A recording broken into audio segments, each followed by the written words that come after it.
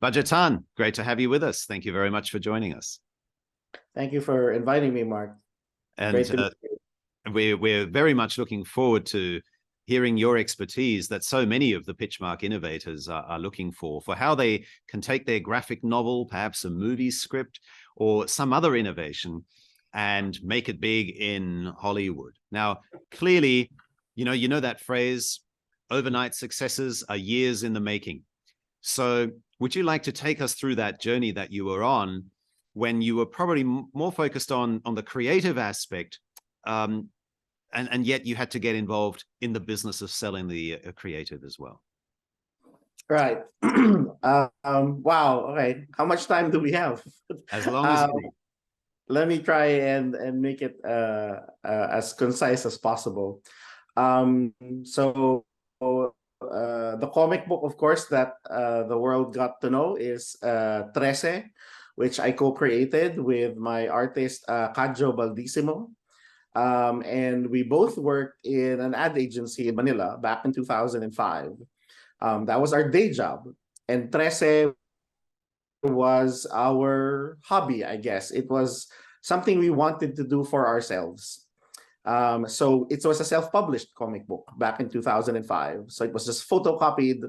And me and Kadjo had done comic books in the past, but none of them got any traction. It didn't get a reader base. So, doing comics was something I almost gave up on until Kadjo said, "Hey, Budge, do you want to make another comic book? But this time, let's just do it for the heck of it. Let's just do it for fun." And we both loved ghost stories and detective stories. Kadjo loved anime and action stories. And I've had this idea of a detective that investigated supernatural crime, but I could never finish the script. But it was Kadjo who said, "Budge, give me a 20-page comic book and I will finish it in 20 days. Which I thought was impossible because, in our day job of advertising, it's your day job and your night job, right? You work long hours to finish, TV scripts and commercials and stuff like that. But Kadjo made the commitment.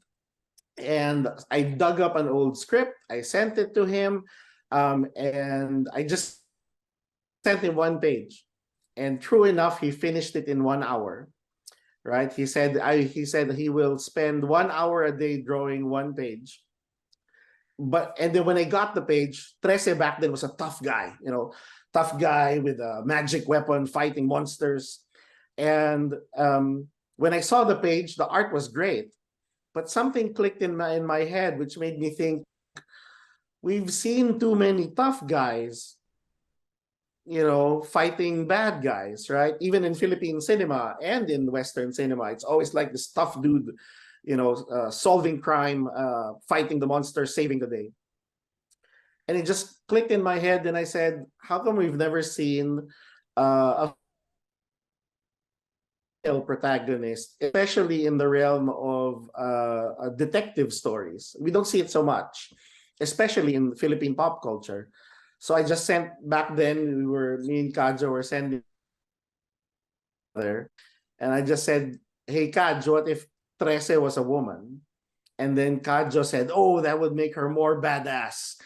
And in like a few minutes, Kadjo sends me a new sketch of Trese. And it's the same character design we've always had ever since we started. And she's always had that, Kadjo calls it the devil's haircut. She's got this widow's peak type haircut.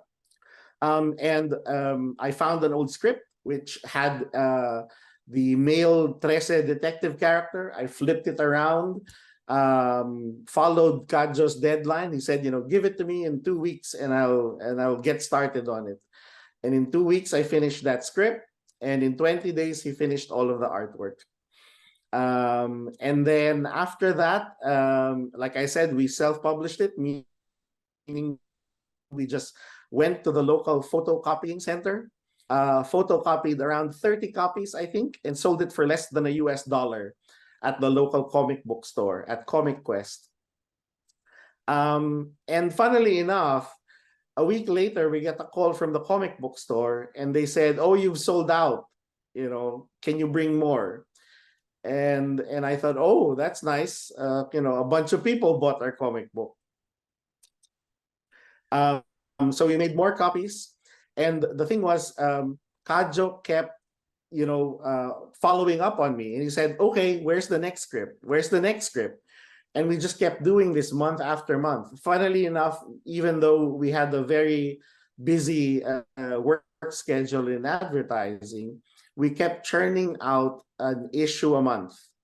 So by the end of 2005, we actually had around 4 issues done. And it was in 2007, I think. So sorry, just to backtrack a bit. So we already had 4 issues of, photocopied issues. That's when it got us thinking maybe we should find a publisher. But it took us maybe until 2007 was when we finally found the publisher. And it was a very, what do you call this? I would call them a trailblazing publisher back in 2007, a company called Vizprint. Because back in I guess from the 80s to the 90s, there were no, it was very hard to find a publisher in the Philippines that wanted to publish comic books or graphic novels. When the comic book companies in the Philippines shut down in the 90s, it was very hard to find. Maybe there were like 1 or 2 left, but they didn't do it on a regular basis. But Vizprint was probably one of the few that was regularly publishing comic books or graphic novels. So we thought, if they're taking a chance on comic books, maybe we should pitch to them. And they weren't publishing anything under the horror or crime. We had a great conversation with them, and they have become our publisher until this very day. So there, and right. And how did it then come about that all of this was picked up by Netflix? So now that we've had the book, so it was 2009. Am I right, Tanya? Tanya should correct me on this. I think 2008, 2009. By that time, we had published 3 graphic novels of Trese. So that's like over 400 pages of comic book story. And Tanya will take over the storytelling in a bit. But by that time, we had 3 books in the bookstores, and when Tanya came home to Manila looking for new stories to be into either a TV show or a movie, someone had recommended to her to read Trese. And she found the books in her nearest bookstore. And because the advertising industry was so small, she just had to ask a couple of her old advertising friends, do you know Budjette Tan? And somehow that text message eventually got to me. Right.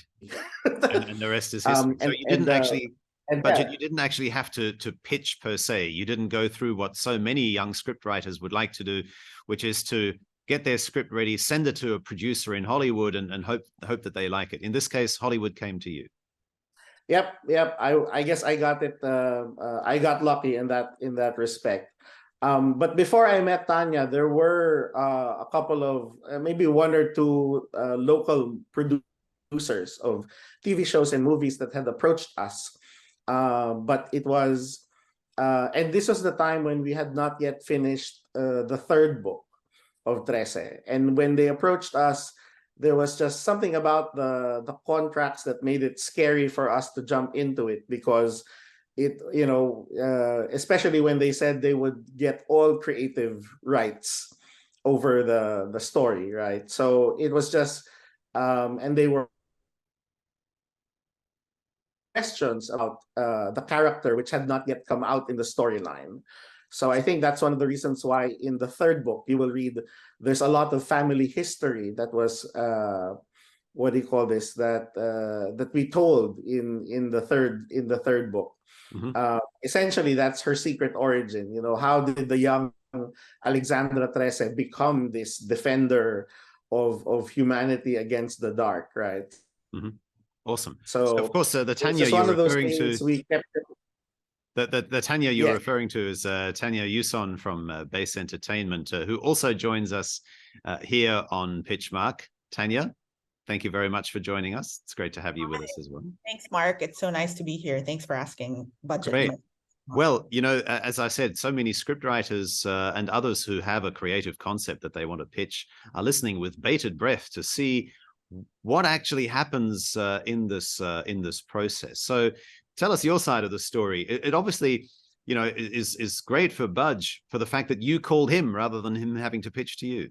Well, I wouldn't have called him if the material wasn't as stellar as it is. So it's also on Budge that he created this amazing story in this amazing world. So it works both ways. For myself, I actually I was a producer that was based in Hollywood, but I grew up in the Philippines.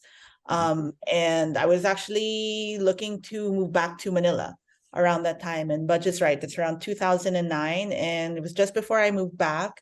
I was looking for material and somebody had recommended, as he said, that I read Trese as a graphic novel. And I read it and I thought, wow, this is amazing. Not only can you get, you know, it's everything we grew up with in terms of folklore and in terms of urban legends, but with a twist that's very fresh for like the modern day audience. But at the same time, you know, having worked abroad and knowing kind of what might translate or what might not translate, I could see that this story actually could be accessible to an audience that didn't grow up in the Philippines and didn't hear these kinds of stories. And in fact, the world would be quite interesting. So as you said, 2009 to 2021 is quite a leap. And it took a long time for us to essentially, you know, me alongside with my producing partner, Shanti Harmine, who is also, you know, a partner of ours in our company Base Entertainment. We basically went around and tried to set Trese up as a live action initially. And at that time, there was no Netflix out of the Philippines. I mean, out of like Southeast Asia and, you know, in particular, like the different territories. HBO Asia was just starting to do content that was out of Southeast Asia. And from the beginning, Shanti and myself, starting with Trese, had this vision that, you know, content coming from Southeast Asia could be the stories could be told with a very elevated sense of, with a quality that you needed, and also could reach out to audiences not just in the local markets but then beyond. So after going around and pitching it, it was really a matter of finding the right home for it. And for us, that was the best way of protecting the IP. And we still hold to that, where, you know, you want to put your best foot forward with the IP because it could live or die in terms of when you put it out there. So there were people we approached that liked it, but maybe the vision, you know, as the same with Budjette, with the other producers, the vision wasn't quite the same for what it should be, which audience it should connect with, you know, how it should be done. And so we kind of held out up until Netflix. John Jordarian over at Netflix was looking for IP that could become an animated story that wasn't from Japan. And so at this point, we had honed Trese, like we knew it back and forth. And when we sent it to him, he's like, this is exactly what I want. And from there, things escalated quite quickly. Okay, so our innovator community would first, of course, like to know whether you and other scouts are still out there looking, or is that a pipe dream? Is the reality that most times you have to actually pitch rather than be sought out? I think it's a bit of both. At the same time, you kind of have to know, one, who you're pitching to. If you're quite new, how you're getting to them. Because at the same time, it's not so much to gatekeep, but also, especially out of the US or platforms that have like US offices, they're also quite, and this is real talk, they're also quite not scared, but they're cautious about being sued for an idea that they might already have. So cold calling is not usually the best way to do it. Referral is usually good, or, you know, just being in an environment where you have, let's say, someone who is able to work with you, to be a partner in bringing your idea to like the screen. It's kind of that atmosphere where you guys are there, like they're there to scout and you're there to pitch. So in terms of that mutual understanding of like what's happening. Yes. In the space. And it also sounded, Budjette, feel free to turn your camera back on. It sounded, Tanya, like the creative process is one thing, right? Budjette clearly is very good at the conceptualization. You co-created the graphic novel with a partner, but you did have to have your feet held to the fire to actually complete it and get it going.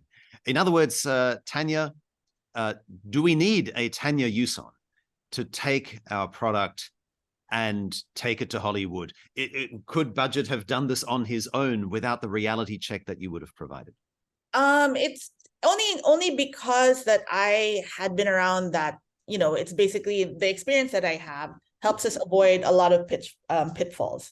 Budjette definitely could have gone on the journey on his own and found other people as well. Like I told Budjette and Kajo from the beginning, like it's a partnership. Like we have to be able to trust each other and keep the communication open. So if the goals aren't the same, then you end up evaluating. But I think me having the experience of having worked in LA and being a producer, helped us kind of made sure we were on the right track in the correct way, getting to how we wanted to Trese to come alive on the screen, basically. Mm-hmm, mm-hmm. And Budge, do you think that you could have done it without somebody like Tanya? I could I have possibly gotten Trese without Tanya? I think it's possible, but it would not look this great. I think definitely, as Tanya put it, she and Shanti put together a great team to make this possible. And when I say it's possible for it to happen, I've seen other local comic book creators get their stuff produced, at least on a local level. And that's what's easily available. I mean, that's what's readily available as far as especially in the Philippines, right? It would be local production companies looking for content to be adapted. Mm-hmm. But as Tanya mentioned, if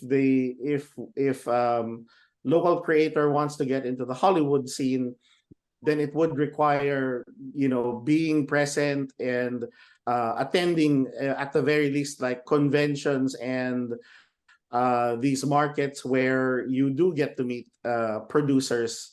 And that takes time and energy to do that. And Tanya has already had, Tanya and Shanti had established this network beforehand. So yes, that would definitely be the expertise and network that they would provide for new creators. Okay, but you've also said that it wasn't until the third book that actually the success started to I guess gain momentum. Would you therefore say to other scriptwriters that find some success first in more traditional ways of publishing before the Hollywood dream?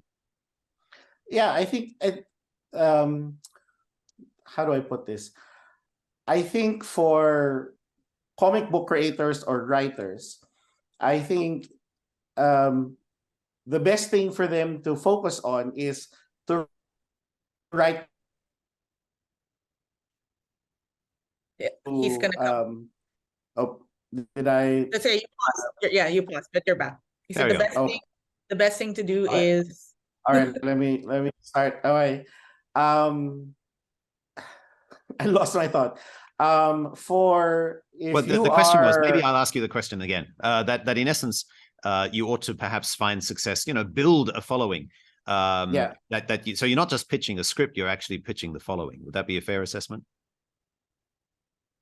Yes, that's correct. I mean, if you are a writer or a comic book writer, then focus more on the next story that you want to tell, and then devote some time into pitching your story.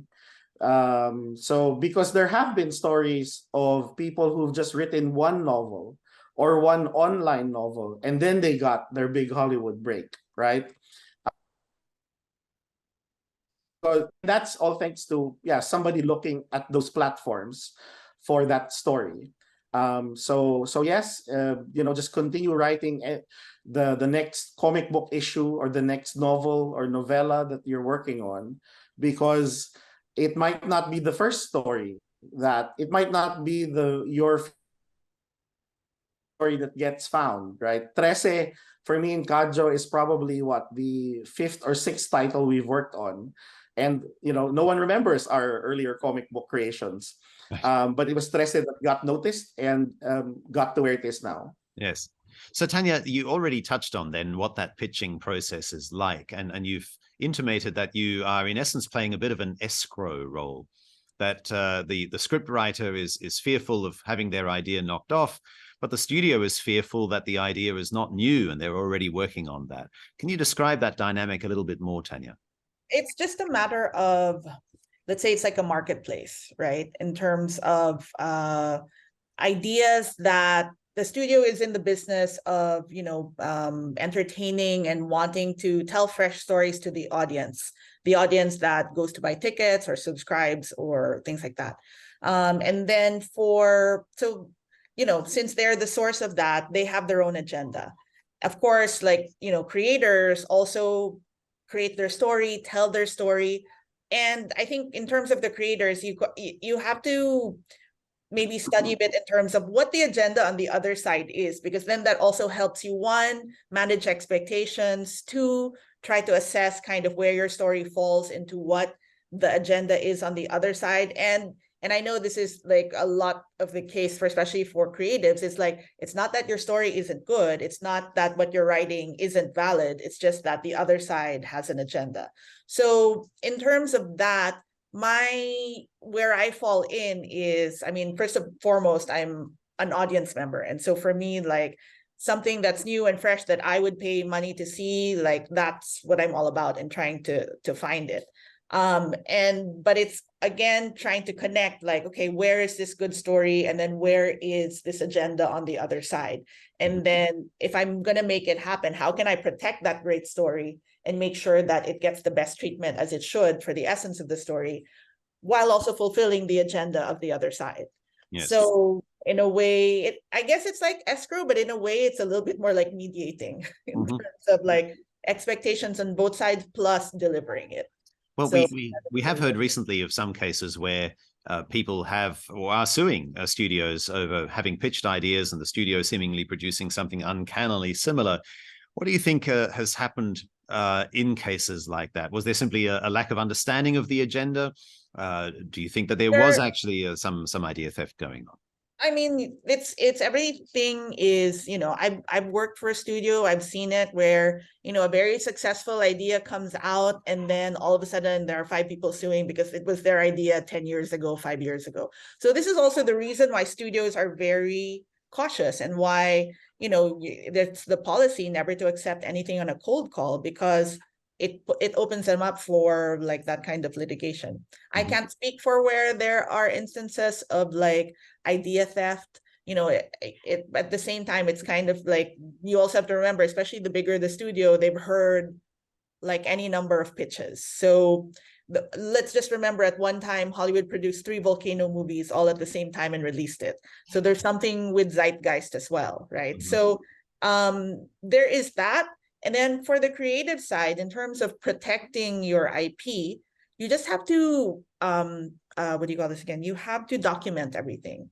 And actually, as you said, putting it out there, making sure it's identified as your idea in a way, whether you can get it published or if there's proof on a platform that you set it up at this certain time, that helps you protect your idea to kind of show it. And it really comes into details, because 5 people can have the same idea, but execute it 5 different ways. Then that also makes them different ideas at the same time. So the reality of whether it's exactly the same idea or there is leeway for, and lawyers will say this, is there leeway for saying that in this instance, it's a similar idea, but it's not exactly the same idea. So there's a lot of, it's not even gray area. You just have to look at what the circumstances are and what the situation is to whether assess okay, is it idea theft or not? Yes. And in some instances, it might be idea theft, but you have You to really, take all those you other still things. think that actually goes on? It's possible. I mean, it's also possible on like smaller scales, like even before it gets to the studio, like what I told Budjette and Kacho also before, and what I tell like other creators that I might work with is that you have to trust the person you're talking to. So don't give everything away up until you kind of discussed it, up until like, you know, you're on the same page of where it should go or where it needs to go. Mm-hmm. I also tell them that, you know, because you've created it, it's like your child in a way. Like there are emotions that come with it, so you have to be emotionally prepared to, because the adaptation process isn't necessarily like A is to A. You know, Budjette and Kacho were really like courageous and brave to be like, and you know, like, yeah, we want to see how it's adapted. We want to see like what other life it takes when it's now, you know, a moving image rather than something on the page. Yes. So there's a lot of factors in terms of, you know, coming into a partnership, and trust is definitely number one on that list. Yes, indeed. It's that documentation that's what PitchMark is all about. Budge, do you now sometimes look back at your photocopied 30 copies and think, oh gosh, if that had fallen into the wrong hands, they might have ripped off my idea before I had the chance to market it? Quite, I mean, possibly. I mean, I guess people saw something interesting in it. Yeah, I mean, so far, thankfully that hasn't happened. Yeah. If I can, I just want to give an example, Mark, of going back to Tanya's example of the 3 volcano movies. At the around before we were published, maybe around 2006, I found 2 other books that made me fearful of like, oh, is my idea original enough or not? So there was a novel about a female vampire based in New York, and she was fighting bad guys in New York. And then there was a comic book about a female detective who suddenly gets dragged into a secret section of the police force that fought supernatural crime. But it was also set in New York. So when I saw those 2 stories, you know, on the bookshelf, it made me think, oh, is Trese original enough or not? You know, will people pay attention to this? And then when I tried to promote Trese on international comic book sites or comic book forums, some people said, oh, you just ripped off Hellboy, or you just ripped off John Constantine. But, you know, thinking about it makes Trese is that it's about Philippine folklore and mythology, and we bring in this you know, our sense and belief of the importance of family, of, you know, how Filipinos regard each other as far as family and responsibility is concerned. So on a very superficial level, it might look the same, where our characters is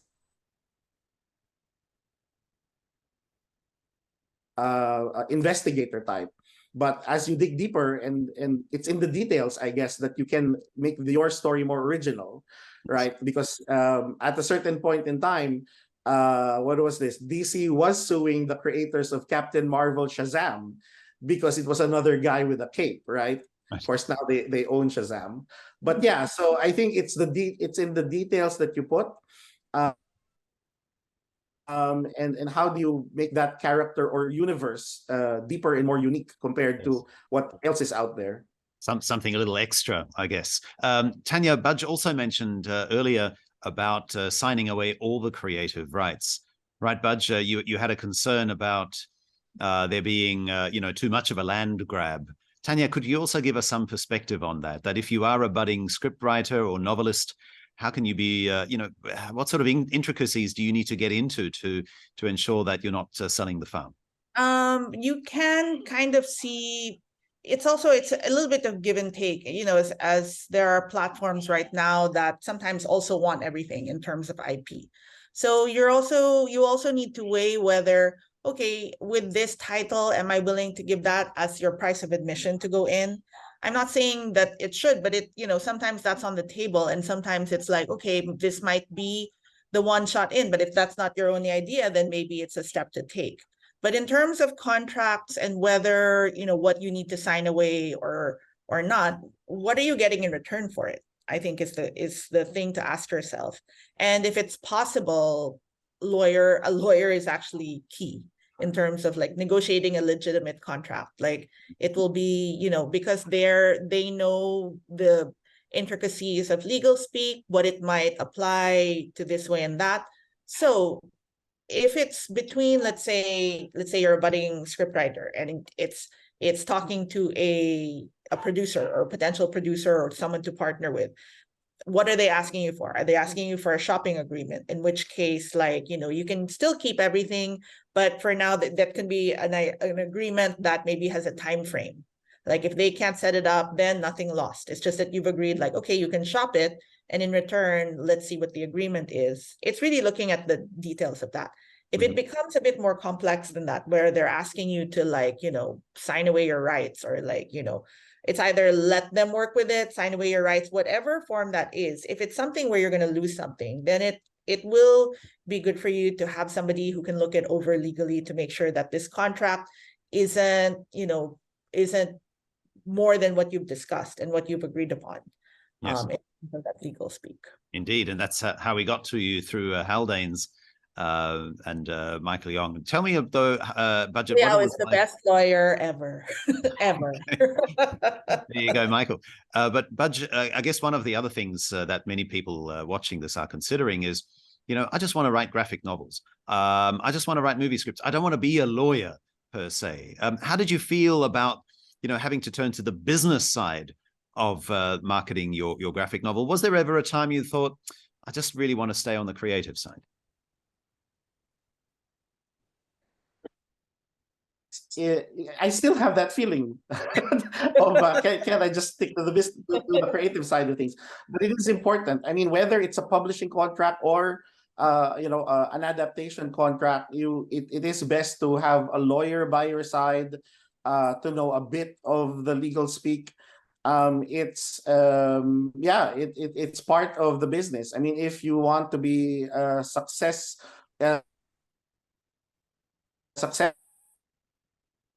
Especially today, learning a bit about it really helps, and it's really hard to just completely entrust it to somebody, because your lawyer might have the best intentions, but it's the understanding of how much are you willing to give away, or how much do you want in control and to control. So going back to what Tanya said, it's having that very good relationship with your partners, with your lawyers, and saying, this is what I want, or this is what I'm willing to let go of, to get to this stage of an adaptation of sorts. Yes. Because you can also just be a creative person. If it's not important for you to have access to a certain number of our audience, or if you just want. Because there's a friend of mine who wrote a book and she's like, nope, I just want to keep control of everything. It's like, fair enough. It's going to stay in that lane. But if you really want to like get onto Netflix or, do a bigger platform, all of these things come into play. So it's also like a little bit of soul searching. Like, what do you really want? Do you want a lot of people? Do you just want some people? Do you want to control? So there's a lot of self-publishing right now, or even like online, where you can, put stuff up and document it well. It's also that. And then you spend all your time marketing, unless you have the money to kind of hire people to market. And then you actually don't need a publisher or anyone else. You can basically pay to do it yourself at that point. Yeah, indeed. All right. So your legal counsel is just that, counsel. You still need to make the decisions yourself. They only act in your interest. Finally, then, Budge, you did mention that there are some comic book writers in the Philippines who go the direct route to local stations in the Philippines, local publishers. Would you like to give us maybe some action points as to how one might approach that differently than working with somebody like Tanya in getting you into Hollywood? No, I think it would still be important to know someone from that network or movie company, or someone that has had the experience, right? So as Tanya mentioned, they might have an agenda in mind, of like, we want to produce more romance musicals, and your comic book isn't meant to be a romance musical. But then they might say, oh, so and that might be the reason why they reject you as well, right? So it's not because your work is bad, but because that particular studio or network wanted to do more romance musicals. So yes, it's good to know, it's good to have somebody by your side that would have that knowledge, or would guide you through it. Because again, these are stories I've heard from friends and fellow creators. Sometimes they sign off their materials, and it's either the studio sits on it for many years, or they produce it and it doesn't come out the way they envisioned it. And that goes back to, you know, whether it's part of the contract or your communication with them, or the studio's agenda of saying, well, we needed to prioritize romance musicals before we got to your storyline, right? So I think directly meeting with local studios is still requires for you to have someone by your side that can help you guide through the ins and outs of that world, which is different from publishing. And the documentation to show when you pitched, what you pitched, and to I guess have a candid and frank conversation about who owns the IP. Yes. Yeah, clarity is key. Yep. And Tanya, final comments then also from you, because you clearly deal with a lot of innovators, a lot of creatives.